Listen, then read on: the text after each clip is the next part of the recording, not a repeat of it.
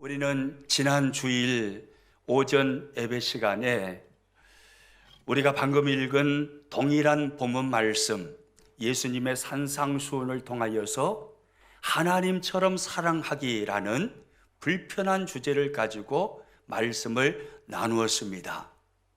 내용은 간단하고 단순하지만 살아내기가 결코 쉽지 않기에 살아냈던 때보다 살아내지 못했던 때가 더 많았기에 우리는 상당한 마음의 부담을 가지고 저도 말씀을 전했고 여러분도 말씀을 받았을 것입니다. 지난 주일 설교를 끝내고 그 다음 날이 됐는데 우리 교우들 중에 한 분이 저에게 문자를 보내셨어요. 문자 내용이 이런 내용이었습니다. 목사님, 예수 그리스도를 믿는 자만이 받을 수 있는 축복, 원수를 사랑하는 마음, 우리에겐 이웃만 있고 원수는 없다. 저에게 큰 울림과 감동을 주는 메시지였습니다. 감사합니다.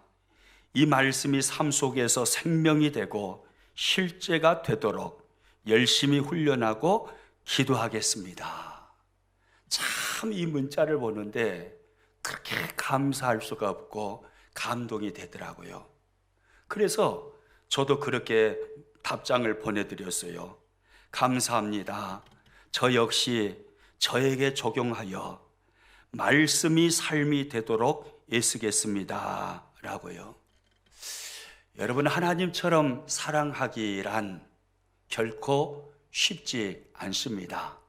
그러나 저에게 문자를 보내신 이분처럼 이 말씀이 나에게 생명이 되고 실제가 되도록 하기 위하여 훈련하고 또 훈련한다면, 기도하고 또 기도한다면 우리는 조금씩 하나님처럼 사랑하기가 될 줄로 믿습니다. 그래서요, 하나님처럼 사랑하는 사람이 된 나를 통해서 내가 들어가는 공동체들마다 따뜻하고 포근한 공동체로 바뀌게 될 것입니다. 저는 우리 모든 평안의 식구들이 들어가 있는 가정들마다 지금보다 배나 따뜻하고 포근한 가정들이 될 수 있기를 축복합니다. 우리 평안교회 식구들이 들어가 있는 일터와 생업과 직장과 사업장들마다 배나 따뜻하고 포근한 공동체로 세워지시기를 축복합니다. 우리 평안교회 공동체가 우리 한 사람 한 사람 하나님처럼 사랑하기 위하여 몸부림치고 애쓰는 우리를 통하여서 배나 따뜻하고 포근한 공동체로 세워지기를 간절히 소망합니다. 할렐루야! 오늘 또 지난 주일에 이어서 동일한 본문의 말씀을 가지고 하나님처럼 사랑하기라는 부담스러운 주제, 그 주제를 가지고 말씀을 나누려고 합니다. 설교 준비하면서 잠깐 후회를 했습니다. 이렇게 부담스러운 주제를 가지고 뭐 하려고 두 번이나 나눠서 하려고 2주 동안 생각을 했을까? 그냥 힘들고 부담스러우니까 간단하게 한 주 설교하고 마칠 걸 라는 그런 후회도 잠깐 해봤어요. 그러나 이 말씀은 너무나 중요한 말씀입니다. 하나님처럼 사랑하기, 원수를 사랑하는 경지까지 이른 사람은요, 그리스도인으로서 최고의 경지에 도달한 사람이 될 것입니다. 정말 그렇게 산다는 것은 쉽지 않습니다. 우리가 인생을 살다 보면 끔찍하고 힘든 여러 가지 고통을 당하게 됩니다. 어느 날 사랑하는 자식이 갑자기 하나님께로 갑니다. 견딜 수 없는 고통을 부모는 느끼죠.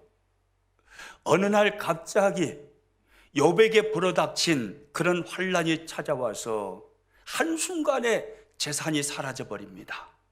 말로 형용할 수 없는 고통이지요. 어느 날 갑자기 사랑하는 사람을 잃게 됩니다. 무슨 말로 그를 위로할 수가 있겠습니까? 수많은 고통을 우리는 느끼면서 생을 살아갑니다. 그러나 다른 사람을 누군가를 미워하고 저주하는 것에서 느끼는 고통도 이해 못지 않을 것입니다. 누군가를 용서하지 못하고 계속해서 미워하면 그 자신이 심히 고통스럽기 때문입니다. 우리는 생을 살아오면서 많이 경험을 했습니다. 우리는 한두 번 이상씩은 다 누군가를 미워해 보았을 것입니다. 그 고통이라는 것은 이루 헤아릴 수가 없는 것입니다. 그러므로 우리가 오늘 산상수훈을 통해서 예수님께서 우리들에게 주시는 말씀, 원수를 사랑하라, 하나님처럼 사랑하기의 삶을 살아내라 라는 이 말씀을 순종하여서 이 말씀이 우리들에게 실제가 된다면 우리는 세상 어느 누구도 누리지 못한 행복을 누리는 그리스도인이 될 것입니다.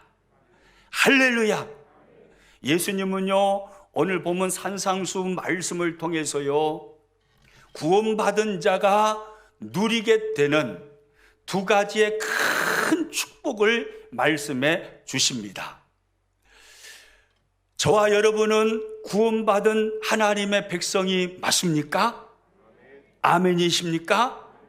예수님을 구원의 주님으로, 인생의 주인으로 정말로 믿어지신가요? 그렇게 고백하십니까? 그러면 우리는 구원받은 하나님의 백성입니다.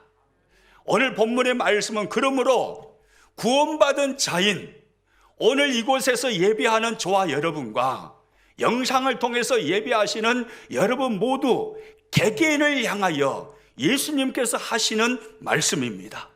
두 가지 큰 축복을 말씀하시면서 구원받은 너는 이 두 가지 축복을 누려야 돼. 내가 기대하는 것은 구원받은 너가 이 두 가지 축복을 누리기를 원해. 이런 주님의 음성을 가지고 우리들에게 말씀해 주시는 것입니다. 아멘으로 받을 수 있기를 축복합니다. 할렐루야. 그러면요, 구원받은 자가 누리게 되는 예수님께서 말씀하시는 두 가지 큰 축복이 무엇일까요? 우리가 지난 주일날 한 가지를 살펴보았습니다. 우리 화면 보고 다시 한번 읽습니다. 원수까지도 사랑할 수 있는 마음입니다. 원수까지도 사랑할 수 있는 마음, 이것이 바로 구원받은 자가 누리는 첫 번째 큰 축복인 거예요. 여러분, 이 마음은 모든 사람들에게 임하는 마음이 아니에요. 그리스도인들에게만 하나님께서 허락하시는 마음이에요. 원수까지도 사랑할 수 있는 것은 모든 사람이 살아내지를 못합니다. 그리스도인들만 살아낼 수 있습니다. 그래서 오늘 본문 말씀을 잘 봐보세요. 44절을 보시면 예수님께서 이렇게 말씀을 하셨어요. 같이 읽습니다. 나는 너희에게 이르노니 너희 원수를 사랑하며 너희를 박해하는 자를 위하여 기도하라. 너희 원수를 사랑하라 라고 주님이 말씀하시는데, 누구에게 너희 원수를 사랑하라라고 말씀하시며 이루십니까? 누구에게요? 나는 누구에게요? 너희에게입니다.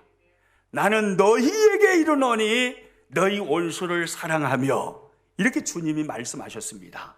그러면 주님이 말씀하시는 너희는 도대체 누구일까요? 짐작이 가시죠?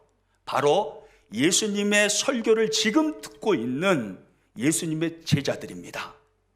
산에 주님과 함께 올라서 주님이 하시는 말씀을 듣고 있는 예수님의 앞에 있는 제자들, 그들을 향해서 예수님은 말씀합니다. 내가 너희에게 이르노니 너희 원수를 사랑하며 라고 말입니다.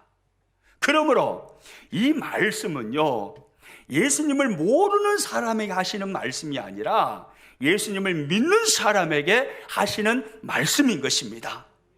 여기 말씀하는 너희라는 이 단어 안에 여러분 한 사람 한 사람이 포함되어 있나요? 안 포함되어 있나요? 포함되어 있습니다.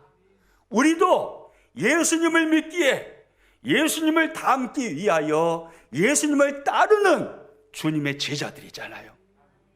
우리도 여기에 적혀 있는 너희라는 이 단어 안에 들어가는 사람이에요. 그러므로 우리에게 하시는 주님의 말씀인 것입니다.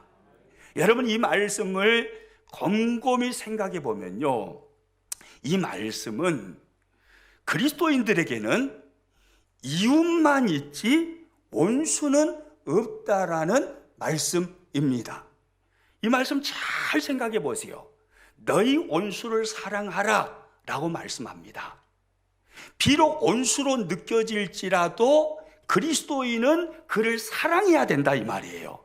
그러므로 결코 그는 원수가 아니죠. 사랑해야 하는 나의 이웃인 것입니다. 그러므로 우리 중에 원수는 단 한 사람도 없습니다. 우리 모두는 이웃입니다. 아멘입니까? 우리 옆에 계신 분들 서로 눈 맞추며 그렇게 이야기합니다. 지비하고 나는 이웃입니다. 할렐루야! 우리 한 번 더 그분 보면서 한 번 더 이렇게 이야기합니다. 나를 볼 때 절대로 원수로 보지 마시오.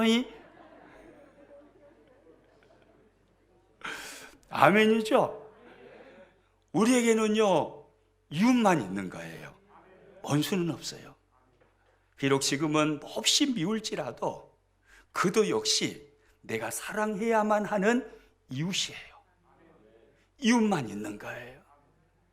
참 어려운 말씀이죠. 그런데 내용은 단순해요. 그런데 정말로 그렇게 산다는 것은 쉽지 않습니다.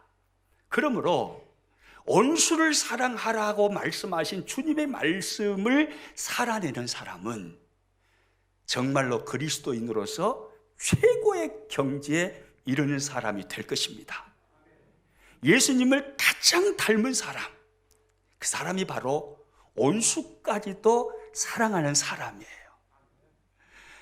그런데 이 말씀을 잘 묵상해 보면요, 우리가 할 수 없는데 예수님이 우리들에게 명령하며 이르는 말씀이 아니에요. 할 수 있기 때문에 주님은 우리들에게 하시는 말씀인 줄로 믿습니다. 여러분, 우리가 도저히 그렇게 살 수 없다면 나를 나보다 더 잘 아시는 주님께서 내가 너의 꼬락서니를 보니까 너는 절대로 이 말씀은 죽었다 깨나도 못 살 것 같다, 그렇게 판단이 되시면 뭐들라고 말씀하시겠어요? 입 아프시게. 할 수 있으니까, 정말로 어렵지만 살아낼 수 있기 때문에 예수님은 이 말씀을 하신 줄로 믿으시기 바랍니다.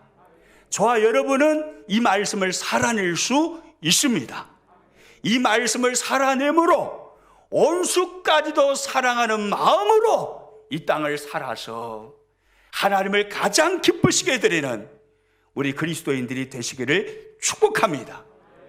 그러면 두 번째, 구원받은 자가 누리는 두 번째 큰 축복, 그것은 무엇일까요? 두 번째, 이제 오늘 생각해 봅니다. 두 번째, 화면 보고 같이 있습니다. 박해하는 자를 위하여 기도할 수 있는 마음입니다. 이 마음 역시요, 아무나 가질 수 있는 게 아니에요. 오직 구원받은 그리스도인들만이 가질 수 있는 특별한 마음입니다. 박해해요. 까닭 없이 괴롭혀요. 까닭 없이 해를 입힙니다. 그런데 그를 미워하지 아니하고 그를 위하여 기도한다 이 말이에요. 세상 보통 사람들이 어떻게 그렇게 살겠어요? 안 되는 것입니다. 오직 그리스도인들만 이렇게 살 수 있는 것입니다. 그래서 보세요. 오늘 보면 44절에서 주님은 또 이렇게 말씀하셔요. 같이 읽습니다.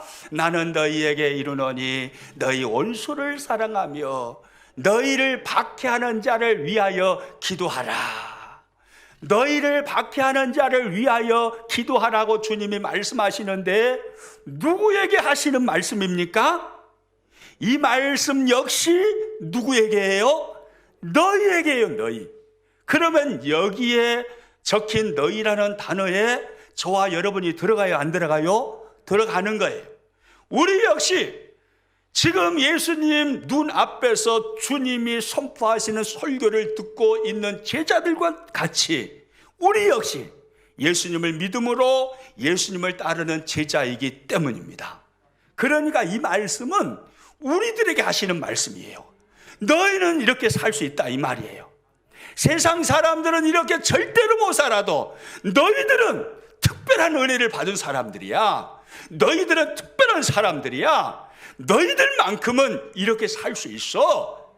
주님이 그 생각을 가지고 너희를 박해하는 자를 위하여 기도하라고 말씀하시는 것입니다.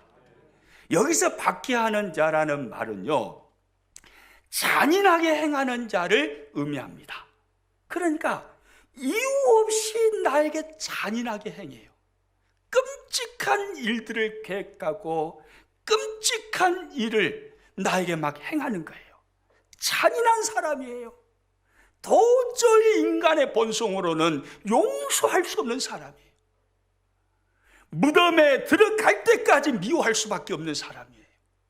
그런데 주님은 그를 향하여 너희를 박해하는 자를 위하여 기도하라 이렇게 말씀합니다. 미워하지 마라. 그를 미워하지 마. 그를 위해서 기도해야 돼. 이게 주님의 말씀이에요.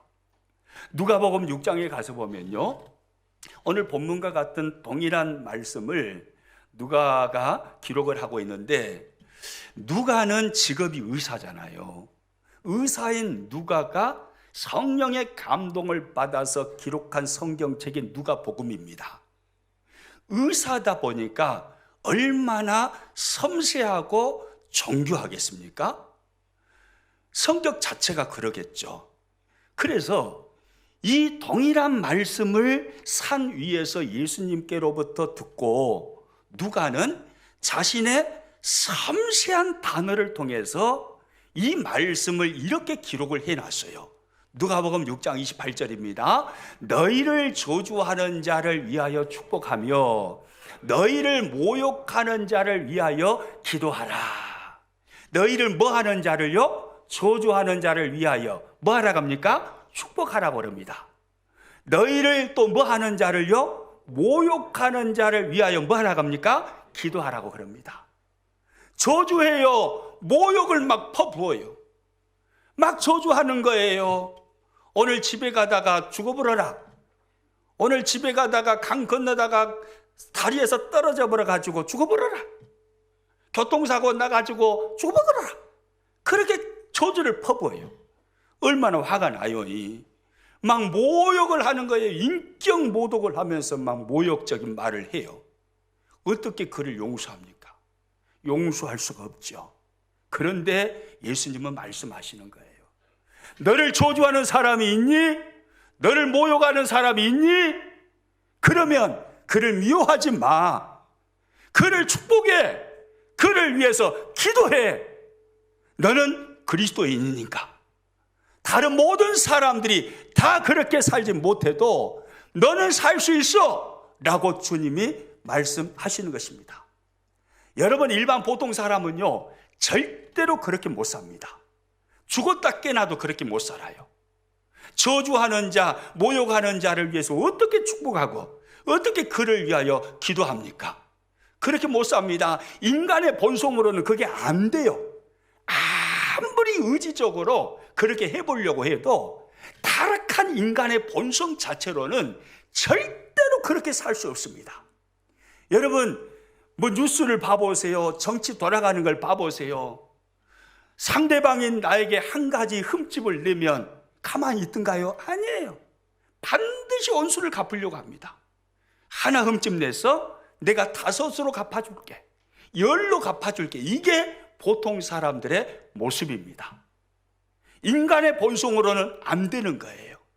그러나 우리 그리스도인들은 할 수 있습니다. 왜요? 우리는 보통 사람이 아니거든요. 우리는 특별한 사람들이에요. 할렐루야. 여러분 믿으시기 바랍니다. 저와 여러분은요, 이 시대를 보통 사람처럼 살아가는 사람 같지만 아니에요. 우리는 특별한 사람들이에요. 하나님의 구별된 하나님의 백성이에요. 예수 그리스도를 믿는 하나님의 사람들이에요. 우리는 특별한 사람들인 거예요. 그러면 우리에게 어떤 특별함이 있나요?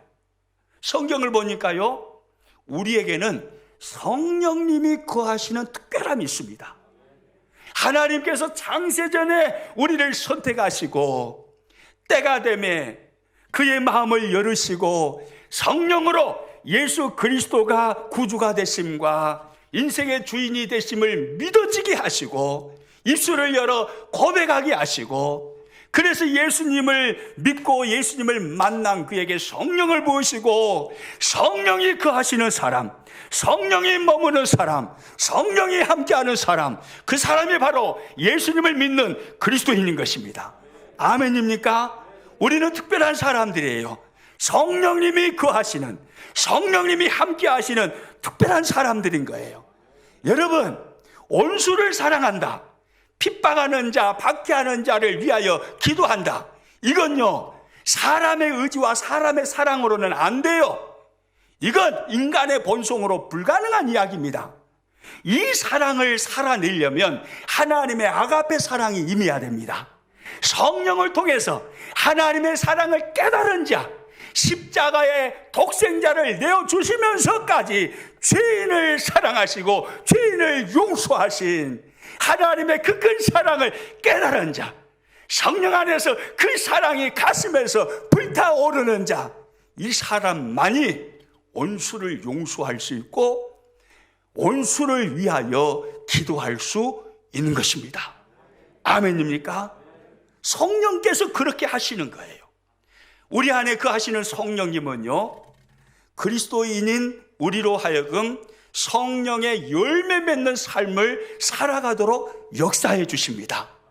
사랑의 열매, 오래 참음의 열매, 자비의 열매를 맺게 하시는 거예요. 갈라디아서 5장 22절 23절입니다. 오직 성령의 열매는 사랑과 희락과 화평과 오래 참음과 자비와 양선과 충성과 온유와 절제니 이 같은 것을 금지할 법이 없느니라. 성령께서, 우리 안에 거하시는 성령님께서 우리 안에서 계속해서 역사하시면서 사랑의 열매를 맺게 하십니다. 오래 참는 열매를 맺게 하십니다. 자비의 열매를 맺게 하십니다. 누군가가 나를 박해해요. 그러면 내 인간의 본성은 참지를 못합니다. 네가 하나로 박해해서 그러면 나는 둘로 갚아줄 거야. 이것이 인간의 본성이에요. 내 안에 있는 인간의 본성이 막 끌어올라요. 분노로 끌어오릅니다. 박해를 받았어요. 그러면 분노로 갚아주려고 할 때 성령님께서 막아주시는 거예요. 우리 안에서 성령이 역사하셔서 우리의 본성을 통제하셔요. 그래서 야, 너 그러면 안 되잖아. 너 그리스도인이잖아. 오래 참아야지. 자비를 베풀어야지. 그럴지라도 이해해야지. 그러시면서 성령님께서 우리의 본성을 통제하심으로 박해하는 자를 위하여 기도하는 기도의 무릎을 꿇게 만들어버리시는 것입니다. 아멘입니까? 그러므로 그리스도인은요, 특별한 사람으로서 보통 사람은 절대로 이렇게 살 수 없지만 그리스도인만큼은 박해하는 자를 위하여 기도할 수 있습니다. 할렐루야! 따라서입니다. 내가 그런 사람입니다.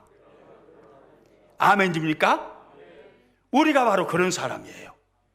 성령님이 그 하심으로 내 안에 일어나는 본성을 성령님이 통제해 주시고 성령의 열매로 인하여서 반응하게 하심으로 오래 참게 하시고 자비의 마음으로 그를 이해하도록 만드시고 그를 용서하도록 만드시고 기도의 무릎을 꿇게 성령님이 역사해 주시는 것입니다.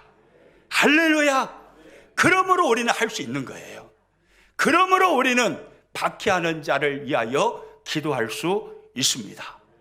여러분, 누군가가 너무 미울 때요, 도저히 용납이 안 되고 이해가 안 되고 용서가 안 되고 막 가슴에서 분노가 부글부글 끓어오르고 그럴 때요, 우리 그리스도인은요, 억지로라도 기도의 무릎을 꿇어야 됩니다. 억지로라도 기도해야 돼요. 억지로라도 기도하면요, 그러면 그를 향한 큰 긍휼의 마음을 하나님이 주십니다. 그를 향한 용서의 마음뿐만이 아니라 용서를 넘어서 그를 사랑할 수 있는 마음을 하나님이 주시는 것입니다. 그래서요, 위대한 설교자 스펄전 목사님은 이런 말씀을 합니다. 같이 한번 읽습니다. 기도란 긍휼의 전주자입니다. 기도란 긍휼의 뭐라고요? 전주자예요. 이게 무슨 말이냐면 400m 계주 경기를 올림픽 같은 것을 통해서 보신 적이 있으시죠? 그럼 4명의 주자가 경기를 합니다. 바톤을 들고 일본 주자가 100m를 허벌나게 막 힘껏 뛰어요. 그래서 두 번째 주자에게 바톤을 넘기잖아요. 그런 이야기예요. 그러니까 누가 너무 미운 거예요. 용서가 안 돼요. 그러면 일본 주자가 용서가 안 되는 그를 위해서 억지로 무릎을 꿇고 막 기도해요. 주여, 용서하게 해주세요. 용서하게. 아니, 일본 주자는 안 그러겠죠. 주여, 미워 죽겠어요. 어쩌을까요? 그놈을 주님이 알아서 해결해 주십시오. 일본 주자는 막 이렇게 딱 해봐요. 그러고 바톤을 2번 주자에 딱 넘겼어요. 2번 주자가 받았어요. 2번 주자가 막 달려가면서 또 기도합니다. 주여, 너무너무 힘듭니다. 괴롭습니다. 못 살겠습니다. 막 이러고 하면서 또 기도했어요. 그래가지고 3번 주자에게 바톤을 딱 넘겼어요. 3번 주자가 또 주여 기도하고 있는데 이제 조금 그가 막 이해되려고 그래요. 주여, 그 나쁜 놈 막 하고 있는데 이해가 막 되려고 그래요. 그래도 아직은 용서할 수가 없어요. 그래가지고 4번 주자에게 바톤을 딱 넘겼어요. 4번 주자가 바톤을 딱 받고 달려가다 보니까 이제 이해가 돼버리는 거예요. 그 사람이 불쌍하게 느껴져 버리는 거예요. 긍휼하게 느껴지는 거예요. 그래서 그 사람이 용서가 되는 거예요. 그 사람을 사랑하게 되는 거예요. 기도란 바로 이런 거란 말입니다. 도저히 용서할 수 없는 사람, 그를 위해서 무릎 꿇고 기도하다 보면 기도하는 중에 나도 모르게 그에 대한 긍휼의 마음이 생기고 그의 삶이 이해가 되고 그가 사랑스러운 사람으로 느껴지게 된다, 이 말입니다. 여러분, 그러므로 용서할 수 없는 사람이 있다면 억지로라도 기도하시기 바랍니다. 그래도 용서가 안 되면 더 억지로 기도하시기 바랍니다. 할렐루야! 부산 수용로 교회에요, 원로 목사님이신 정필도 목사님을 여러분 잘 아실 것입니다. 한국 교회에 큰 일을 하신 매우 훌륭하신 목사님이시죠. 이 정필도 목사님께서 부산 수용로 로타리에다가 교회를 개척을 하셨어요. 그 교회를 개척해 가지고 이제 얼마 안 됐는데, 그러니까 개척교회니까 성도가 몇 명이나 되겠어요? 몇 명 안 돼요. 그런데 정필도 목사님은 하나님을 기쁘시게 드리기 위해서 열심히 사역하고 목회를 막 합니다. 그런데 교인들 중에 한 사람이 이 정필도 목사님을 막 교인들 사이에서 다니면서 비방하고 다니는 거예요. 근데 거짓 소문을 막 퍼뜨리면서 비방을 하더랍니다. 그러니까 얼마나 마음이 아팠겠어요. 가슴이 막 찢어지는 것입니다. 정필도 목사님의 모든 모습을 곡해해서 보는 거예요. A라고 말하면 말을 B로 알아듣습니다. 그래가지고 곡해된 그 내용을 가지고 교인들에게 막 이야기하고 다녀요. 그러나도 교인들 몇 명 되지도 않은데 그 사람의 말을 다 믿어가지고 교인들 다 나가보면 어쩌겠어요. 그러니까 그 사람이 그렇게 밉더랍니다. 그렇게 미울 수가 없더래요. 어메 저 양반은 차라리 우리 교회를 나오지를 말지. 어쨌다고 교회는 계속 나오면서 거짓 소문을 퍼뜨리고 나를 그렇게 비방하고 다니는가. 너무 밉더래요. 괴로워 죽겠더래요. 그래서 한동안 계속 미워했답니다. 그런데요, 어느 날 새벽 기도를 하고 있는데 성령님께서 마음을 딱 터치하시더래요. 야, 네가 나의 종이잖아. 네가 나의 종인데 종된 너가 그렇게 성도를 미워했어야 되겠냐. 아무리 그럴지라도 네가 이해해야지. 네가 받아줘야지. 그렇게 계속해서 미워하면 되겠냐? 그래도 네가 나의 종이냐? 막 그러면서요 성령님께서 막 쏘아붙이시는데요. 그래가지고요 정필도 목사님이요 그날부터 그를 위해서 기도하기를 시작했답니다. 그를 위해서. 근데 교인이 몇 명 안 되니까 새벽 제단에 무릎 꿇을 때마다 한 사람 한 사람 교인들을 위해서 기도하시는 거예요. 한 사람 한 사람 기도하시는데 이제 1번부터 차례대로 안무개 하나님 축복하시고 안무개 하나님 축복하시고 또 안무개도 축복해 주십시오.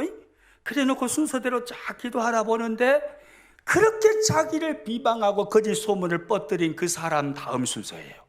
이전에는 성질 나가지고 기도 안 해버렸대요. 그 사람은 빼놓고 하나님 이 사람은 제껴놓고 그 다음 사람 기도하겠습니다. 이렇게 기도를 했는데 그날부터는 이제 그를 위해서 엄청난 기도를 하는 거예요. 아무개 축복하시고 아무개 축복하시고 아무개 축복하시고 그 다음 순서가 이제 그 물건 비방하고 그렇게 거짓 소문 퍼뜨리면서 목사님을 그렇게 못 살게 했던 그 물건 차례예요. 그때 정필도 목사님은요 다른 성도들을 위해서 기도했던 것보다 몇 배나 진하게 몇 배나 열정적으로 몇 배나 더 많은 시간을 들여서 그를 위해서 막 기도를 했더래요. 계속해서 그렇게 기도를 했대요. 그런데 하루가 지나고 이틀이 지나고 열흘이 지나고 하는데도 그렇게 새벽 제단에서 그 원수 같은 사람을 위해서 기도하는데도 그는 전혀 변하지 않아요. 전혀 안 변하더래요. 그런데 희한한 일이에요. 한 달이 지나고 두 달이 지나는데요 놀라운 것은 그는 변하지 않은데 목사님 마음이 변하더래요. 자신이 변하더래요. 어느 날은 기도하고 있는데요 그가 불쌍한 생각이 들더래요. 참 불쌍한 영혼이다 라는 생각이 들더라는 것입니다. 이 거짓 소문을 퍼뜨리는 그분은 얼마나 힘들까라는 생각과 함께 그가 너무너무 불쌍하게 느껴지더라는 거예요. 그 불쌍하게 느껴지는 생각과 함께 들어온 마음이 사랑이더랍니다. 그래서 그를 사랑하기로 결정했대요. 그래서요 그를 용서하고 용납하고 미워하지 아니하고 불쌍히 여기면서 사랑을 했답니다. 전에는 인상 쓰고 보고 그랬는데 이제 인상 안 쓰고 그러면서 사랑했더래요. 사랑하면서 그 성도를 대합니다. 그런데 놀라운 일이에요. 정필도 목사님 자신이 변하고 자신이 그를 향하여 긍휼의 마음을 품고 그를 사랑하다 보니까 놀라운 일은 그 이후로 그가 변하더라는 거예요. 내가 변하니 그가 변하더라. 이런 간증을 교회는 무릎으로 세워진다라는 책에서 정필도 목사님이 하고 있습니다. 여러분 그래요. 기도하다 보면 억지로라도 기도하다 보면 그가 불쌍하게 느껴지는 거예요. 그래서 그를 사랑하게 되는 거예요. 여기서 설교하고 있는 저를 포함해서 여러분 모두에게 정필도 목사님의 간증과 같은 이런 간증이 차고 넘치시기를 축복합니다. 할렐루야. 미워 죽겠는데 미우니까 내가 더 기도합니다. 미우니까 그를 위해 더 기도합니다. 용서할 수 없으니까 더 기도합니다. 그렇게 하나님 앞에 고백하면서 미우니까 더 기도하고 더 기도하여서 그가 불쌍하게 느껴지고 그를 사랑하게 되고, 내가 그를 불쌍히 여기고 그를 사랑하게 했더니 그도 사람이 변하고, 이런 역사가 우리들 안에도 넘쳐나시기를 축복합니다. 할렐루야. 여러분, 예수님은요 우리들에게 온수를 사랑하라고 말씀하십니다. 예수님은 너를 받게 하는 자를 위하여 기도하라고 말씀하십니다. 결코 쉽지 않은 말씀입니다. 그러나 이 삶을 살아내는 사람에게는요 엄청난 은혜를 베푸시고 하나님께서 그를 통해서 어마어마한 영광을 받으십니다. 증거 9절입니다. 45절 말씀 같이 읽겠습니다. 이같이 한즉 하늘에 계신 너희 아버지의 아들이 되리니. 이같이 한즉, 어떻게 한즉입니까? 온수를 사랑하는 거예요. 받게 하는 자를 위하여 뭐 하는 거예요? 기도하는 거예요. 온수를 사랑하고 받게 하는 자를 위하여 기도한즉, 그 다음 뭐라고 말씀하신가 봐보세요. 하늘에 계신 너희 아버지의 무엇이 되리라고요? 아들이 된대. 아들이. 여러분, 이게 무슨 말씀일까요? 그러면 온수를 사랑하기 전에, 받게 하는 자를 위하여서 기도하기 전에 우리들은 하나님의 아들이 아니었다는 말일까요? 그런 말은 아니잖아요.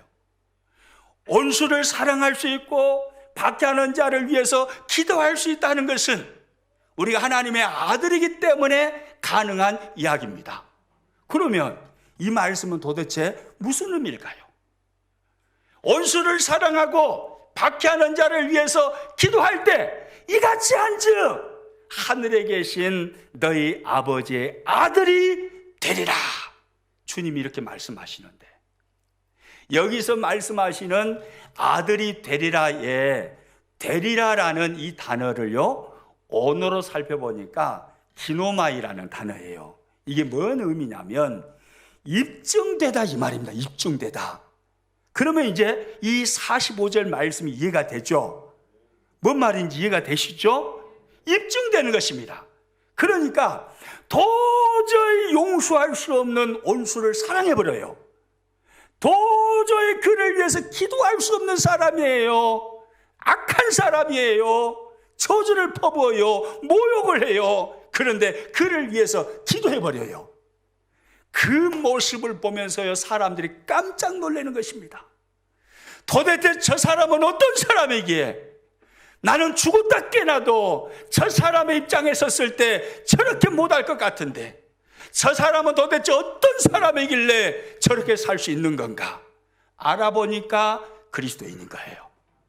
그래서 사람들이 인정해 줘버린다 이 말이에요. 이야, 당신의 삶을 보니까, 온수를 사랑하고 받게 하는 자를 위해서 기도하는 모습을 보니까 당신이야말로 하나님의 아들인 것이 분명합니다. 내가 하나님의 아들인 것을 인정합니다. 사람들이 이렇게 말해준다는 거예요. 세상 사람들의 입에서 이런 말들이 터져 나올 때 하나님께서 얼마나 기뻐하시고 하나님이 얼마나 영광을 받으시겠어요. 으아, 하나님은 진짜 살아계시는구나. 저 사람을 보니까 하나님이 살아계시는구나. 보통 사람은 불가능한 것을 저 사람은 하고 있어. 하나님을 인정하고 하나님의 아들됨을 사람들이 인정해 주는 그런 은혜를 하나님이 주신다 이 말입니다. 할렐루야. 성경을 보면요 이런 내용의 말씀이요 여러 군데 나옵니다. 몇 구절 살펴봅니다. 요한복음 13장 35절 말씀 같이 읽습니다. 너희가 서로 사랑하면 이로써 모든 사람이 너희가 내 제자인 줄 알리라. 여러분 이 말씀 잘 봐보세요. 너희가 서로 뭐 하면요? 사랑하면 이로써 모든 사람이 너희가 내 제자인 줄 그다음 뭐라고 말씀합니까? 알리라 그래요. 너희가 서로 사랑하면 온수라 할지라도 용서하고 용서를 넘어서 사랑하고 박해하는 자를 위하여서 기도하면 그러면 사람들이요 인정해 준다 이 말이에요.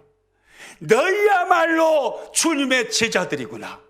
너희야말로 그리스도인이구나. 너희야말로 하나님의 아들이구나 라고 사람들이 인정해 준다 이 말이에요. 그 다음에 요한일서 3장 14절 말씀을 읽습니다. 우리는 형제를 사랑함으로 사망에서 생명으로 들어간 줄을 알거니와 사랑하지 아니하는 자는 사망에 머물러 있느니라. 여러분, 이 말씀도 똑같은 말씀이에요. 우리는 형제를 뭐 함으로요? 사랑함으로 사망에서 옮겨 생명으로 들어간 줄을 뭐 한다고 합니까? 안 돼요, 안 돼요. 사랑하는 모습을 보고 온수까지도 사랑하는 그 모습을 보고 박해하는 자를 위하여서 기도하는 그 모습을 보고 아, 저 사람이야말로 사망에서 생명으로 옮겨진 하나님의 아들이구나, 사람들이 인정해 주는 것입니다. 그 모습을 통해서 하나님이 영광을 받으시는 거예요. 할렐루야. 또 한 구절 봅니다. 요한일서 4장 20절 같이 읽습니다. 누구든지 하나님을 사랑하노라 하고 그 형제를 미워하면 이는 거짓말하는 자니. 여러분, 두려움으로 이 말씀을 우리는 들어야 합니다.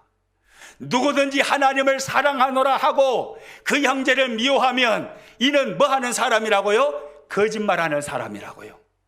하나님을 사랑하는 사람이 맞다면, 정확하게 하나님을 사랑하는 사람이라면, 그러면 그는 형제를 사랑할 수밖에 없다 이 말이에요. 그러니까 원수를 사랑하는 그 모습을 보면서 사람들은 야, 저 사람이야말로 하나님을 사랑하는 하나님의 아들이구나, 그렇게 인정을 해주는 것입니다.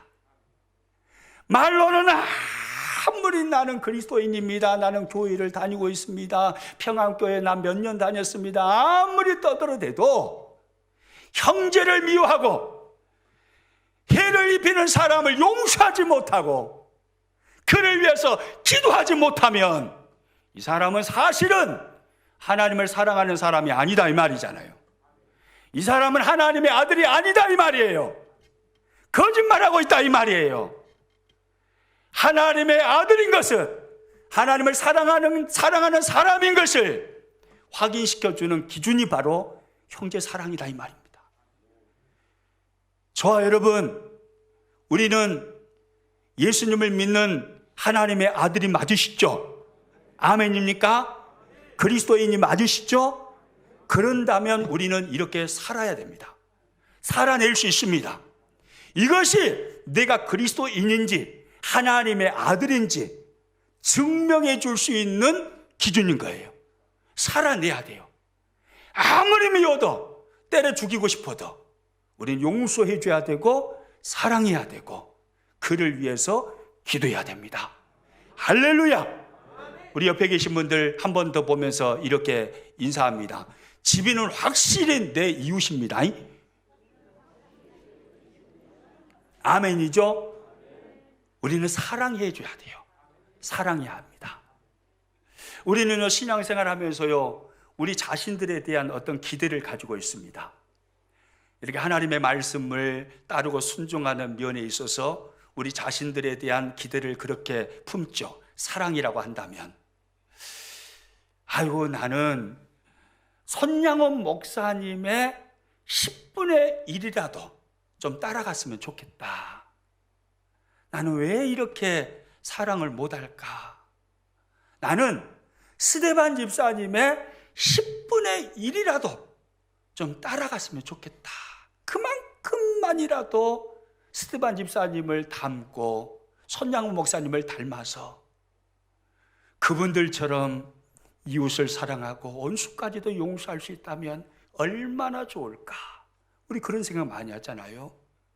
우리의 기대치는 손양원 목사님이나 스데반 집사님 같은 이런 어떤 그 삶을 살아낸 어떤 사람이 기준이 돼서 우리 자신에 대한 기대를 가질 수 있습니다. 그런데요, 놀라운 사실은 예수님께서 우리들에게 가지고 계시는 기대는요, 우리가 생각하는 기대보다 훨씬 크다는 사실이에요. 예수님께서 저와 여러분을 향하여 품으시는 기대가 얼마나 크시냐면 하나님의 온전하심과 같습니다. 하나님의 온전하심, 손양호 목사님 정도가 아니에요. 스테반 집사님 정도가 아니에요. 언더우드 선교사님 정도가 아니에요. 하나님 수준이 하나님 수준. 하나님처럼 사랑하기, 하나님의 온전하심과 같이, 이것이 주님이 우리를 향하여 품으시는 기대입니다. 기대. 오늘 보면 48절 말씀 같이 있습니다. 그러므로 하늘에 계신 너희 아버지의 온전하심과 같이 너희도 온전하라. 할렐루야. 그러므로 하늘에 계신 너희 아버지의 뭐가 같이요? 온전하심과 같이 너희도 뭐 하라고요? 온전하라고요. 이것이 예수님께서 저와 여러분을 향하여 품고 계시는 기대인 거예요. 기대. 너는 하나님처럼 온전해야 돼. 하나님의 온전하심과 같이 너는 온전해야 돼. 하나님처럼 사랑해야 돼. 손양호 목사님처럼 정도가 아니야. 하나님처럼이야. 아들 독생자를 십자가에 내어주시면서까지 죄인을 용서하시고 죄인을 사랑하시고 그를 구원하신 하나님의 그 아가페 사랑, 하나님처럼 너는 사랑해야 돼. 이것이 예수님의 저와 여러분을 향한 기대치입니다. 이게 주님의 기대예요. 저와 여러분 이 땅을 살아가면서 하나님처럼 사랑하는 사람들 될 수 있기를 축복합니다. 어렵습니다. 힘듭니다. 그러나 저에게 문자를 주신 그 어떤 분처럼 이 말씀이 나에게 생명이 되고 실제가 되도록 하기 위해서 부지런히 훈련하고 기도한다면 우리는 그렇게 살 수 있습니다. 우리에게는 원수가 없습니다. 우리 모두는 누구라고요? 이웃입니다. 우리는 이웃입니다. 저와 여러분은 특별한 사람들로 이 시대를 살고 있는 것입니다. 보통 사람들은 절대로 이렇게 못 삽니다. 죽었다 깨나도 못 삽니다. 그들은 본성을 따라서 행하는 사람이기 때문에 안 사라집니다. 아무리 애를 써도 안 사라집니다. 그러나 우리는 본성을 따라 행하는 사람이 아닙니다. 성령님의 통제를 받는 사람이에요. 우리 안에 거하시는 성령님께서 그를 이해하도록 만들어 주십니다. 그를 향하여 궁유를 품도록 만들어 주십니다. 그에게 자비를 베풀도록 만들어 주십니다. 사랑하도록 만들어 주시는 거예요.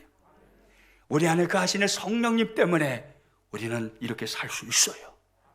저와 여러분, 우리 이렇게 살아서 정말로 이 시대에 하나님의 마음을 가장 기쁘시게, 가장 시원하게 드리는 멋진 그리스도인들 될 수 있기를 축복합니다. 할렐루야!